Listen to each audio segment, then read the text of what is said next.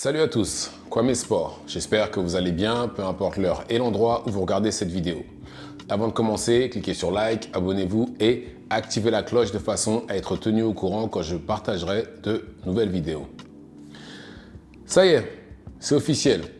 David Benavidez et David Morrell vont s'affronter le 1er février prochain. Ça a été acté, c'est signé, il devrait y avoir la conférence de presse très bientôt. Ça y est, on va enfin avoir ce combat-là. Je dis enfin pourquoi? Parce que ce combat-là aurait déjà dû avoir lieu quand les deux étaient en super middleweight.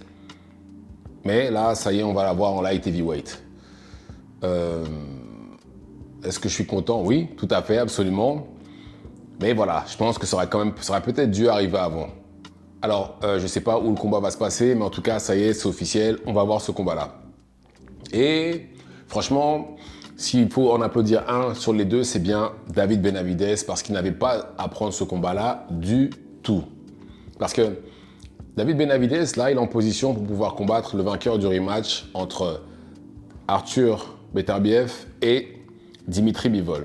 C'est ce qui lui a été promis par la WBC parce que, justement, vu que Canelo vous ne voulez absolument rien savoir avec David Benavidez, Mauricio Suleiman, qui est le patron de la WBC, lui a dit « Bon, écoute, monte en light heavyweight, combat Gvozdyk, combat qu'il a gagné, et à partir de là, si tu gagnes le vainqueur de ce combat-là sera le mandataire pour combattre le vainqueur de Beterbiev-Bivol. » Il est monté, il a battu Gvozdyk, et de ce fait, il est devenu mandataire pour justement la ceinture WBC qui est entre les mains d'Arthur Beterbiev, qui est le champion incontestable de la catégorie. Mais normalement, il devrait y avoir un rematch entre les deux, février ou mars, enfin en tout cas rien de concret pour l'instant, mais en tout cas il va y avoir un rematch entre Bivol et Beterbiev. Et alors, il a fait son premier combat, David Benavidez contre Gvozdyk, combat qu'il a gagné par décision unanime, mais c'était son premier combat dans la catégorie et il a plutôt galéré.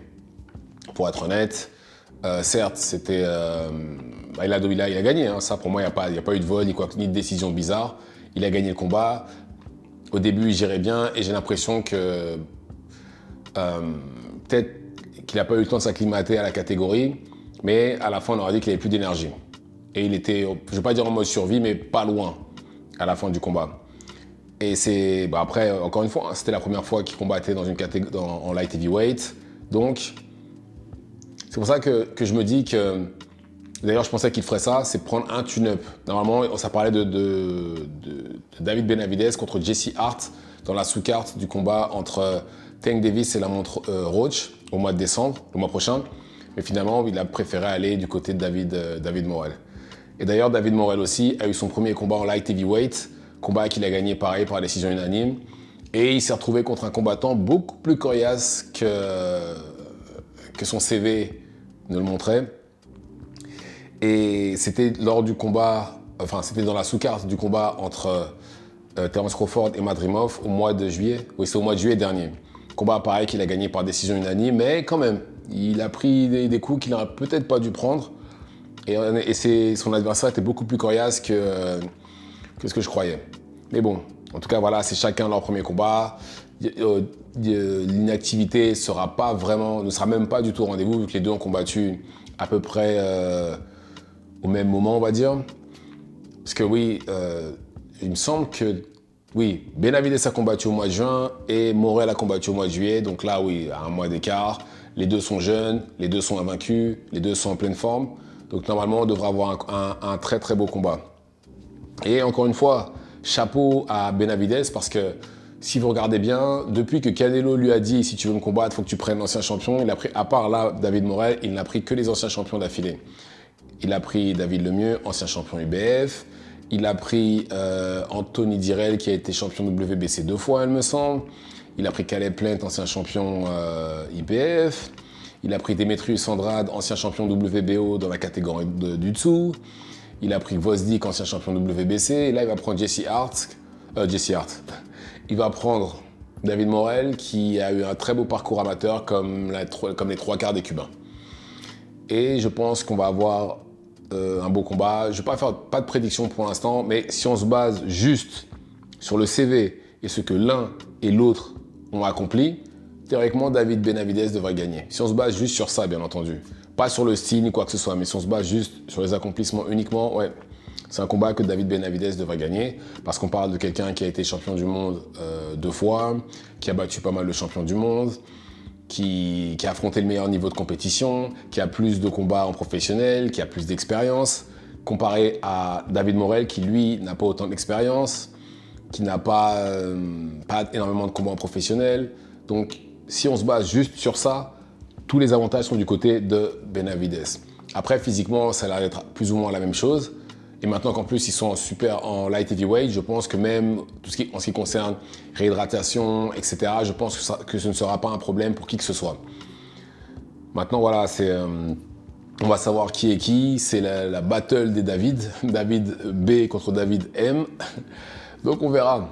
On verra. Mais en tout cas, je m'attends à un beau combat.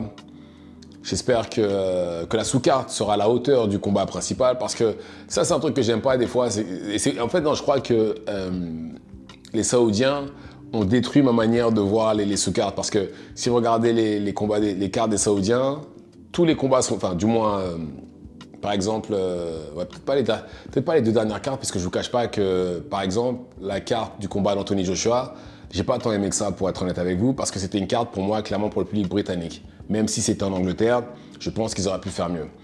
Et pareil, il me semble aussi, ouais, pareil pour, même pour le rematch de Fury Usyk, hein, à part Madrimov contre Boachuk, je suis pas vraiment fan des combats qui viennent dans la sous-carte. Ah si, il y a Itauma qui va combattre aussi. Mais voilà, c'est pas comme au début où c'était vraiment que des gros combats d'affilée. Là, ça va être, écoutez, bon. En tout cas, j'espère que la sous-carte du combat entre Benavidez et Morrell sera à la hauteur de la carte principale parce que très souvent PBC c'est les champions aussi pour faire des cartes où il n'y a que le main event et le co-main event qui sont intéressants. Parce qu'en plus là, il y en a des combats à mettre. Hein. Il y en a des combattants qui attendent, qui sont là sur le côté comme Erickson Lubin qui pourrait être dessus. Qui d'autre encore des frères Charles. Bah, ce serait bien, tiens. Jermel Charlo contre Erickson Lubin. Sachant que Jermel Charlo n'a pas combattu depuis un moment et Erickson Lubin non plus. Parfait. Mais bon, en tout cas, j'espère que ce sera à la hauteur du main event, David Benavidez contre David Morrell. Donc voilà. Dites-moi ce que vous en pensez dans les commentaires. Activez la cloche de façon à être tenu au courant quand je posterai de nouvelles vidéos. Et c'est tout pour moi. Ciao, ciao.